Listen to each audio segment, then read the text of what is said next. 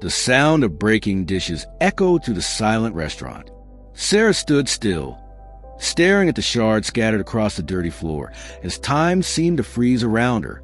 She knew that each broken plate meant another deduction from her paycheck, which barely covered rent and her father's medication. Slowly, she crouched down, ignoring the sharp pain in her knee, an injury from the previous shift, and began picking up the fragments of cheap porcelain. "That's coming out of your pay," grumbled Frank, the restaurant's owner, a man whose old age had only intensified his bitterness. "And this time, I'm deducting double. That's the third one this week." Sarah just nodded, swallowing the response burning in her throat. She couldn't afford to lose this job, not with the hospital bills piling up and her father depending on her for every pill, every bandage, every drop of hope they had left in their lives. The Magnolia Diner was nothing more than a rundown establishment on the outskirts of Baton Rouge, with torn vinyl booths and a flickering sign that barely lit up the humid Louisiana nights. But for Sarah, it was survival. By the time her shift ended that night, the sky had unleashed its full fury on the city.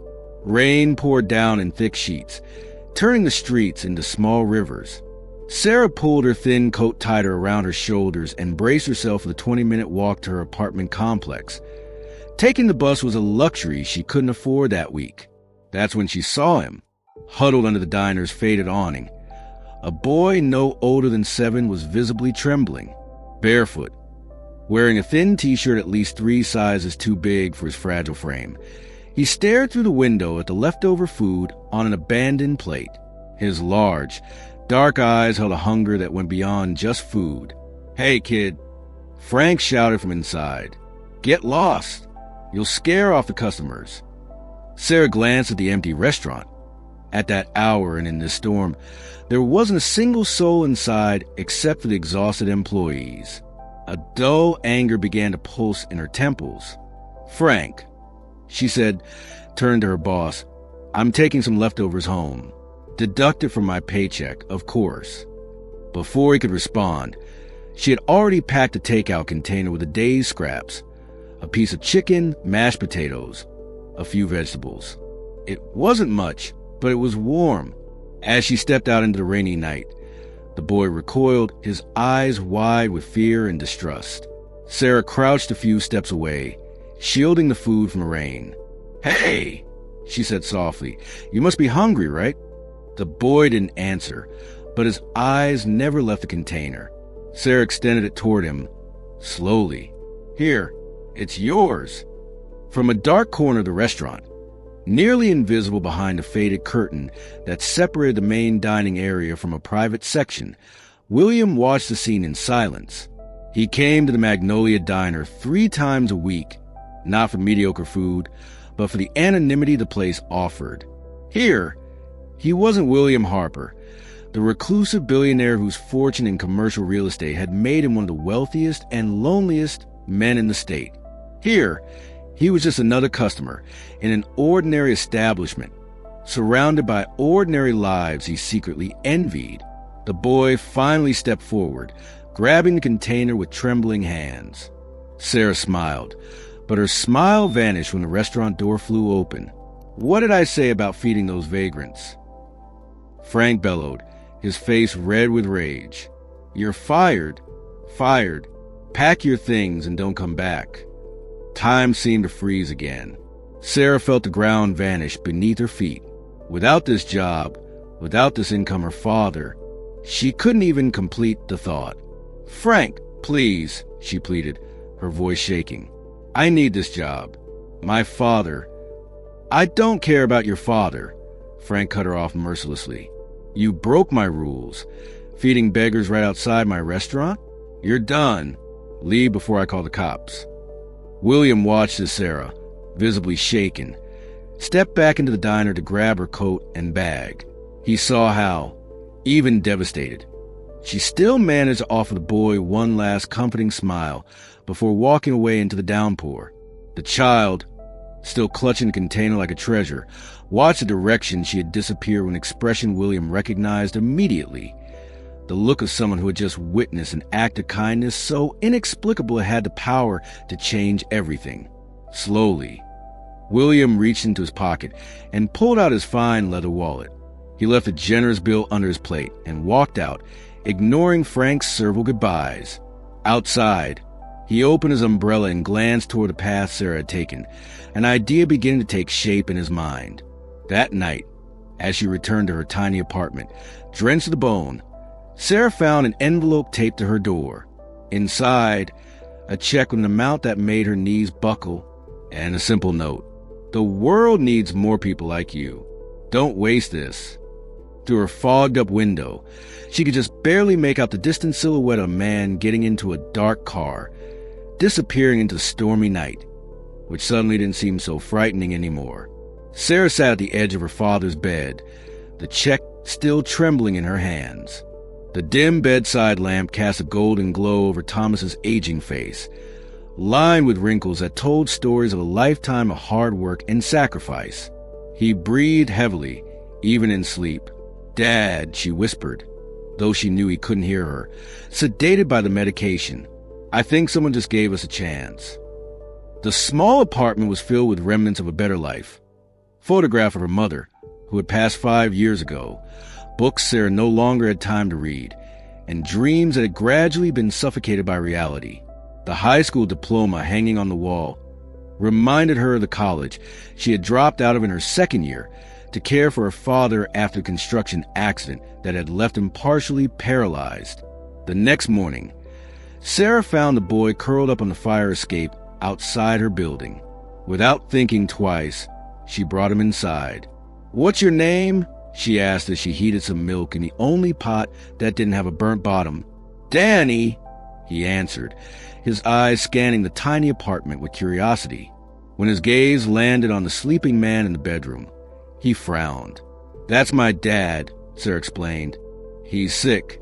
Danny nodded with a level of understanding far beyond his years. "My mom is too. That's why I ran away from the shelter. They wanted to take me away." Sarah felt a lump form in her throat. The boy couldn't be older than 7, yet he already carried the weight of the world on his small shoulders. "Do you know where she is?" she asked, setting the warm milk down with the last bit of cereal she had left. Danny shook his head as he devoured the food. "In the hospital. They said she's going to be there for a long time." As she watched Danny eat, Sarah thought about the check. At first, she had imagined using it to pay her father's medical bills, maybe even restart her studies. But now, looking at this lost boy, something stirred inside her, an idea, a possibility she had never considered before. 2 days later, Sarah stood in front of an abandoned building on the outskirts of the city. It was an old warehouse with broken windows and peeling walls, but the structure still seemed solid. The owner, a middle-aged man with deep circles under his eyes, looked surprised when she asked if she could buy it. "This place?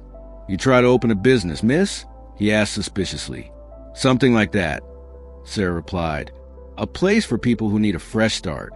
The deal was closed for a price that, though significant, left her with a good portion of the mysterious check intact.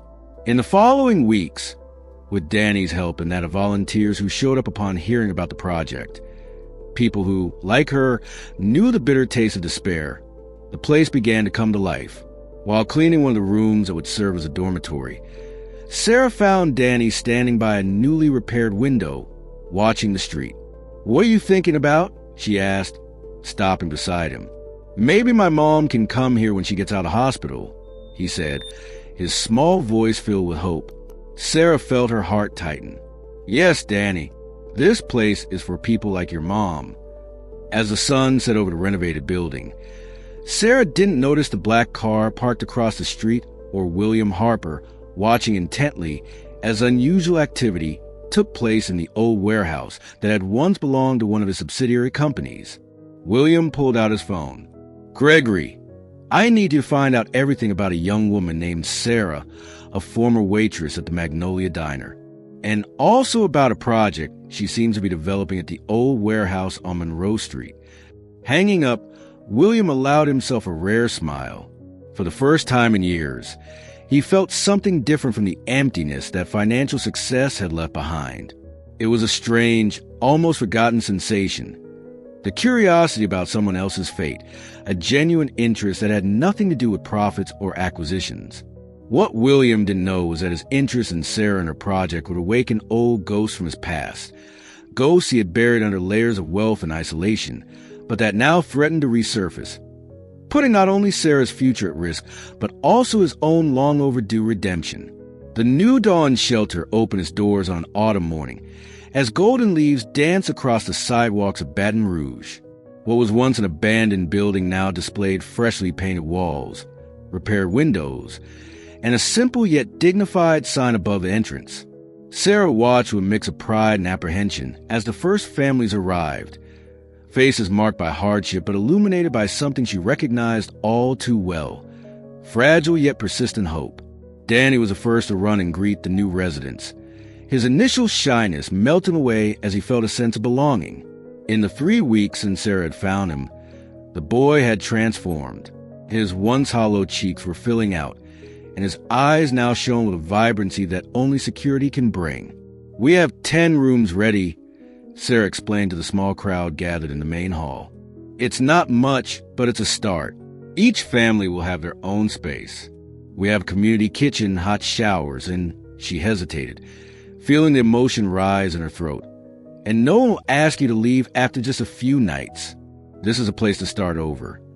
Among the attentive faces, Sarah noticed a middle-aged woman holding tightly onto the hand of a little girl, around 5 years old. Their eyes met, conveying a silent gratitude that no words could ever express. That night, after everyone had settled in, Sarah sat in the small room that served as her office, calculating how long they could keep the shelter running with the resources they had left. The numbers were discouraging. Without continuous donations, the money would run out in 2 months.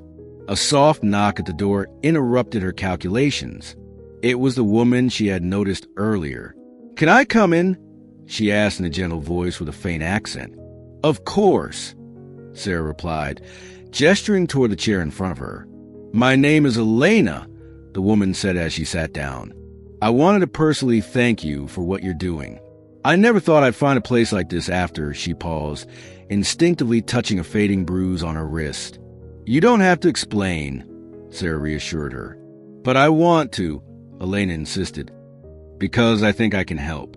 I'm a trained nurse. Or I was before I got married," and she took a deep breath. "Well, before everything changed." Sarah's heart raced. A nurse. Maybe she could help her father, who was still at home, being cared for by a neighbor, while Sarah dedicated herself to the shelter.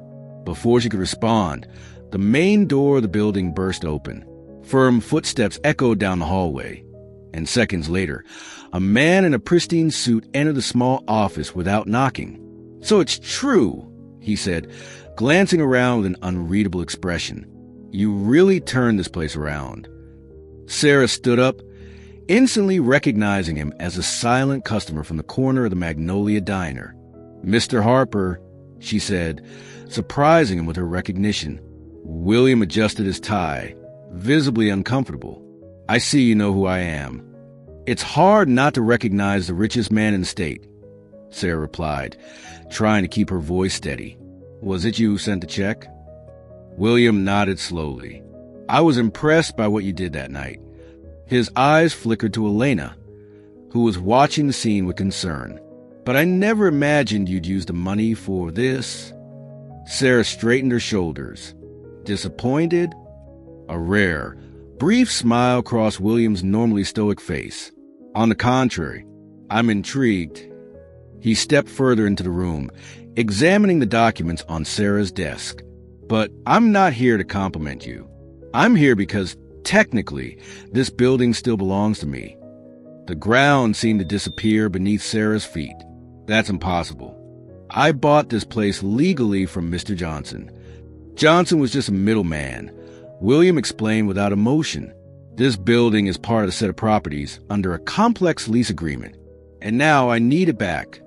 Elena stood up, instinctively positioning herself beside Sarah. "You already have so much," she said, her voice calm but firm. "Why take away the little that these people have finally found?" William turned to face her, something subtly shifting in his expression. For a moment, Sarah saw a vulnerability that didn't match his public image, almost as if Elena's words had struck an old, deep wound. "It's not that simple," he finally responded. "This building is scheduled for demolition next week, part of an urban redevelopment project that was approved months ago." Sarah felt the air leave her lungs. "You can't do this. There are families here. Children." William studied her face for a moment, then let out a heavy sigh. "I have a proposal. Come to my office tomorrow at 10. We'll discuss alternatives." As he turned to leave, he paused briefly at the door. "And bring the boy. Danny, there's something about him we need to discuss urgently." When the door closed behind William, Sarah exchanged an alarmed look with Elena. How did he know Danny's name? And what could be so urgent about a homeless boy that had caught the attention of one of the most powerful men in the city? The headquarters of Harper Enterprises occupied a towering skyscraper, glass and steel, that seemed to touch the clouds, reflecting the autumn sky like a giant mirror. Sarah held Danny's hand tightly as they crossed the marble lobby, feeling out of place in her simple dress and worn-out shoes. The boy, now dressed in clean but clearly donated clothes, looked around with wide eyes. "It looks like a castle," he whispered, squeezing Sarah's hand. She smiled, trying to hide the growing fear in her chest. "Remember what we talked about, Danny.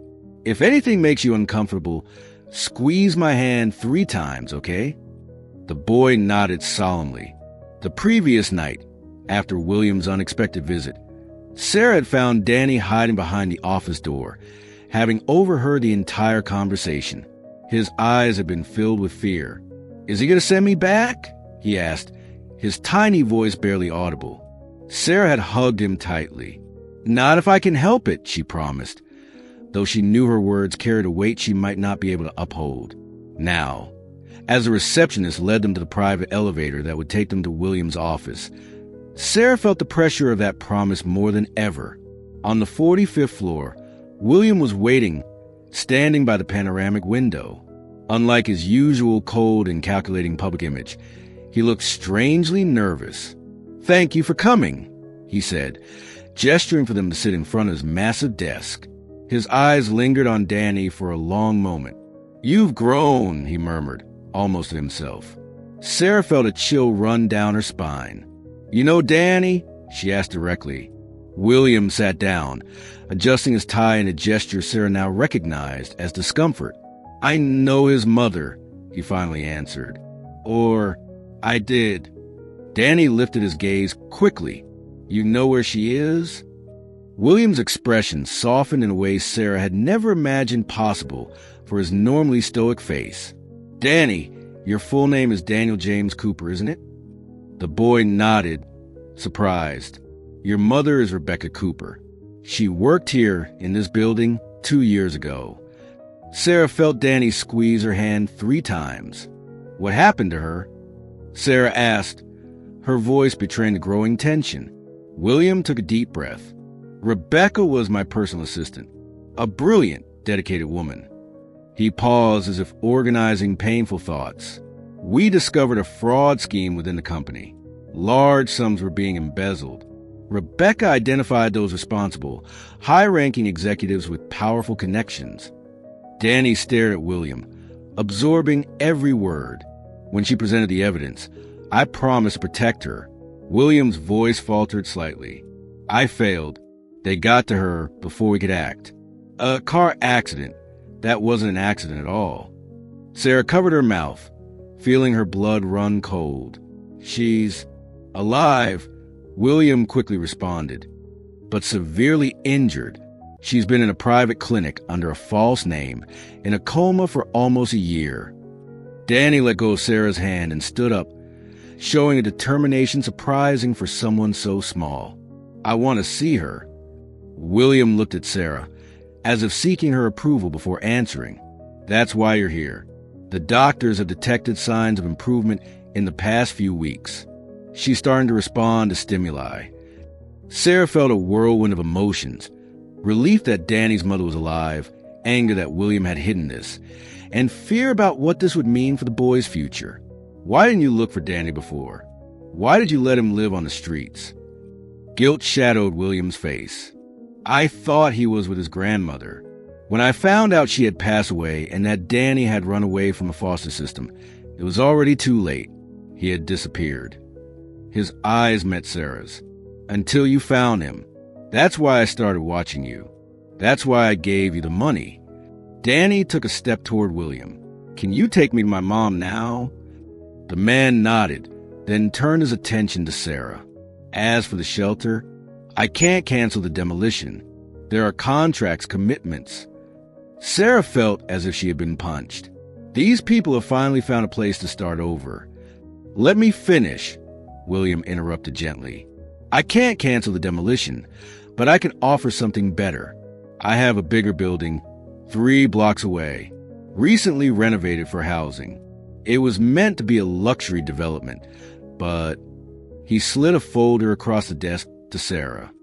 Now it's yours, or rather, for the foundation we're going to create together. Sarah looked at the documents, incredulous. Why? Why do all this? William looked at Danny, then back at Sarah. Because Rebecca made me promise that if anything happened to her, I would make sure her son had a future. And because, watching what you did with that old warehouse, I realized that maybe I can still keep that promise. At that moment, William's phone rang, interrupting the conversation. He answered quickly, his face losing color as he listened. What is it? Sarah asked when he hung up. Rebecca woke up, William said, his voice carrying a mixture of hope and fear. And she's asking for her son. At that moment, as Danny clung to Sarah's arm, his eyes shining with a mixture of fear and hope, none of them noticed a man watching from the building across the street through a telescope lens.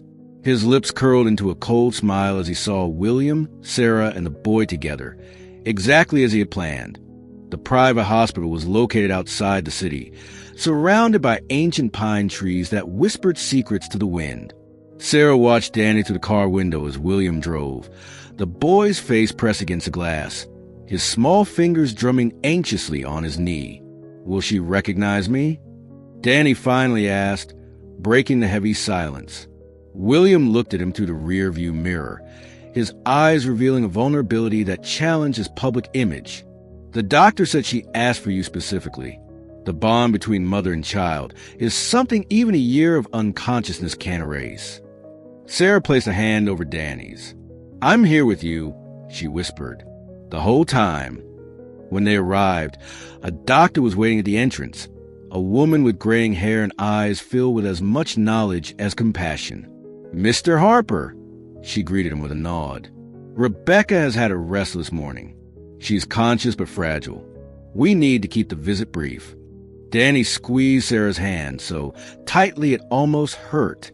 You can do this, she murmured as they followed the doctor down the pristine white hallways. Rebecca's room was different from what Sarah had imagined, cozy, with soft blue walls and a window overlooking a well-kept garden. At the center, a woman with delicate features rested beneath white sheets, her brown hair fanned out on the pillow like a halo. Danny froze at the doorway, suddenly hesitant. Rebecca slowly turned her face. When her eyes met her son's, something intangible happened. As if an invisible thread that had always connected them finally became visible to everyone in the room. Danny, she said, her voice hoarse from disuse. My Danny. The boy ran, forgetting all hesitation.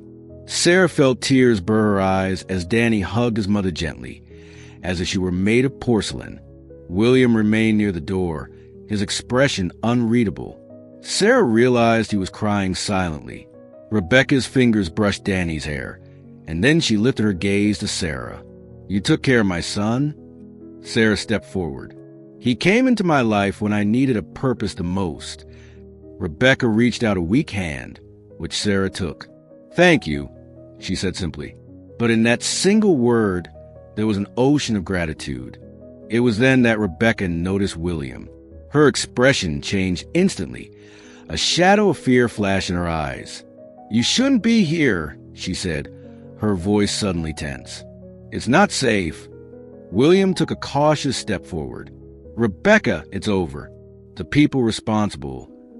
"No," she interrupted, her agitation growing. "You don't understand. It wasn't just Mercer and Jenkins. There was someone else, someone closer to you." William's expression hardened. "What are you talking about?" Rebecca's gaze flickered to Danny, then to Sarah, clearly hesitating to speak in front of them. The doctor, sensing the growing tension, moved closer. Perhaps this conversation should wait. "There's no time for later," Rebecca insisted, her voice gaining strength. It was Charles. The name fell into the room like a lightning bolt. Sarah didn't recognize it, but the way William's face lost all color told her it carried devastating significance. "Impossible," William murmured. "Charles is my brother." Rebecca clenched her fists weakly, and he was the one who orchestrated the accident. Her words came out in a rush, as if she feared losing the chance to say them. "He found out I had proof against him, too. That's why he silenced me. And now," her terrified eyes fixed on Danny, "if he finds out Danny is alive." The realization hit Sarah like a wave of ice. Everyone believed Danny was dead or missing. That was what had kept him safe. At that moment, William's phone rang, shattering the silence. He looked at the screen, his face paling even more. "It's Charles," he said, his voice barely audible. Just then, the door to the hospital room swung open. A tall man, eerily similar to William, entered, flanked by 2 security guards. "Will, I finally found you. I tried calling." He stopped, his eyes scanning the room until they landed on Rebecca. A slow, chilling smile spread across his lips. "Rebecca, what a wonderful surprise." William instinctively moved between his brother and the bed. "How did you know we were here?" Charles smirked, his gaze cold and calculating. "I'm the vice president of the company, brother. I have access to your schedule." Then his eyes shifted to Danny, who was partially hidden behind Sarah. "And this must be young Daniel. Extraordinary. We all thought he had disappeared into the system." Danny trembled against Sarah. Somehow, the boy recognized the danger radiating from the man standing in the doorway, an instinctive fear that no amount of time could erase. "What do you want, Charles?" William asked, his voice dangerously low. Charles's smile widened. "I'm here to take my dear nephew, of course. Now that Rebecca is awake, we have much to discuss about the future of the company." His gaze then settled on Sarah. "And you must be the heroine who saved the boy. Fascinating how fate works, don't you think?" A cold shiver ran down Sarah's spine. At that moment, she understood that Charles wasn't just a dangerous man. He was someone who already knew about her, the shelter, everything. Someone who had been watching, waiting for the perfect moment to act. And now, trapped in that hospital room, with Rebecca too weak to run and Danny trembling in fear, Sarah realized that the real test of her courage was only just beginning. Time seemed to freeze inside the hospital room. Sarah could feel Danny's heartbeat against her back as he clung to her, instinctively recognizing that Charles's smile had something far more dangerous than words. "Aren't you going to greet your uncle, Danny?" Charles asked, stepping forward with slow, calculated steps. The 2 security guards remained by the door, their faces as emotionless as masks. William stepped in front of him. "This ends now, Charles. I know what you did." Charles sighed dramatically. "And what exactly do you think you know, brother? Always so quick to defend strangers while neglecting your own family." Rebecca struggled to sit up in bed, her pale face contrasting with the determination in her eyes. "Danny isn't going anywhere with you." Charles ignored her, keeping his gaze locked on William. "Everything I did was for the good of the company. Our legacy. While you worried about ethics and social responsibility, I ensured that profits kept flowing. By embezzling millions? By trying to kill innocent people?" William took a step forward, his voice shaking with rage. "That's not business, Charles. It's crime." Sarah watched the tense exchange, her mind racing. Out of the corner of her eye, she noticed Dr. Collins discreetly pressing an emergency button near Rebecca's bed. Help was on the way. But how long would it take to arrive? Charles smiled, a hollow gesture devoid of warmth. Always so melodramatic. Well, no one needed to get hurt. Rebecca made a choice when she started snooping where she shouldn't have. Sarah's eyes met Rebecca's. Something passed between them, an unspoken understanding, an instant alliance forged in the heat of danger. Sarah bent slightly and whispered into Danny's ear, without taking her eyes off Charles. "Danny, remember our secret code? 3 squeezes." The boy nodded against her. "When I squeeze your hand 3 times, I want you to run to the back door of the room, the one that leads to the side hallway. You'll find Elena outside. You remember her? The nurse from the shelter. Earlier, Sarah had asked Elena to meet them at the hospital, worried about her father's condition at home. Now, that decision could save Danny's life. Charles took another step forward. "Enough talking. The documents. Rebecca, where's the evidence you gathered?" Rebecca lifted her chin. "Destroyed in the accident, just like you planned." Charles's expression darkened. "We both know that's not true. You were always too careful, always had a backup plan." He gestured to the guards. "Search the room, and bring the boy." That was when William acted. With surprising speed for a businessman, he lunged at his brother, slamming him against the wall. "Sarah, now!" Sarah squeezed Danny's hand 3 times. The boy hesitated for only a second, looking at his mother with wide, fearful eyes. "Go, my love," Rebecca whispered. "We'll see each other soon." Danny bolted toward the back door, just as Sarah pulled out her phone. The guards rushed forward, but Dr. Collins unexpectedly stepped in their way, knocking over a tray of medical instruments to create chaos. "Police?" Sarah said into the phone, her voice steady. "Harper Memorial Hospital, room 415. Attempted abduction and assault in progress." Charles broke free from William's grip, his face contorted with rage. "You have no idea what you've set in motion." William's fist clenched. "Our father built an empire on integrity, something you never understood." One of the guards reached for the back door, but he stopped abruptly as sirens echoed outside. Charles turned to the window, seeing the red and blue lights flashing against the white hospital walls. For the first time, his mask of confidence cracked, revealing raw panic. "This isn't over," he hissed, backing toward the door. "You have no idea what I've set in motion." But as he and his men tried to flee, they were met by armed officers storming into the hospital. At that moment, through the hospital window, Sarah, William, and Rebecca watched as Charles Harper, once untouchable, fell to his knees on the rain-soaked pavement outside. Sarah let out a breath she hadn't realized she was holding. They had won a battle, but the war for their future had only just begun. 3 months passed like the turning pages of a beloved book. The New Dawn shelter opened its doors on a crisp winter morning, as the first snowflakes danced in the air like silent promises. Sarah stood at the entrance, watching as families carried their few belongings into renovated building. Each room had large windows letting in natural light, freshly painted walls in soft colors, and small details that turned spaces into homes. Potted plants, colorful curtains, framed messages of hope. "We did it," murmured Elena, now the shelter's health director, her arm gently resting on Sarah's shoulders. "Sometimes I still can't believe it." Sarah smiled, her gaze following Danny as he ran through the lobby, helping new residents find their rooms. The boy had flourished in the past few weeks, like a plant finally finding sunlight after too long in the shadows. A van pulled up at the entrance, and Sarah felt her heart race. The back doors opened, revealing William helping Rebecca out, carefully settling her into a wheelchair.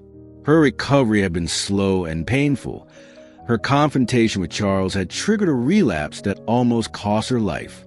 But Rebecca Cooper was made of tough material, forged in the same kind of hardship that had taught Sarah never to give up. "Mom!" Danny shouted, running outside. The embrace he gave her was gentle yet overflowing with love, a love that neither time nor distance had managed to diminish. Sarah stepped forward, offering Rebecca a warm smile.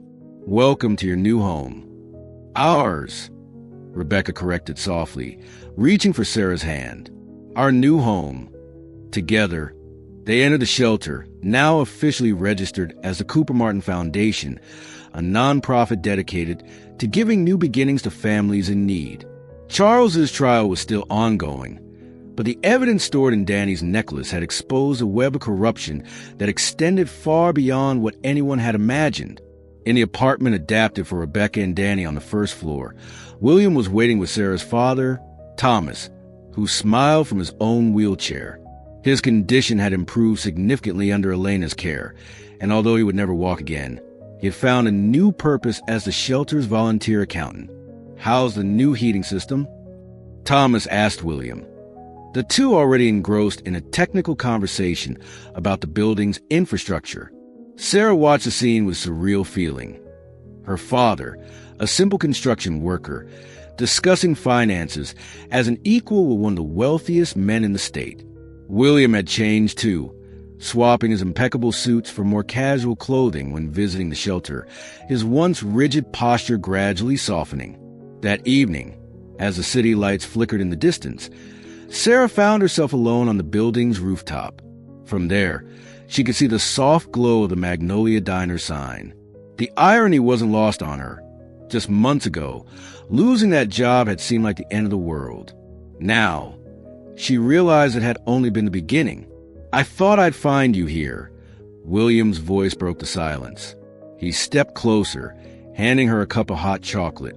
Danny finally fell asleep. Too many stories to tell his mom. Sarah accepted the drink, savoring its warmth. "I never imagined our lives would intertwine like this." William remained quiet for a moment, gazing at the city.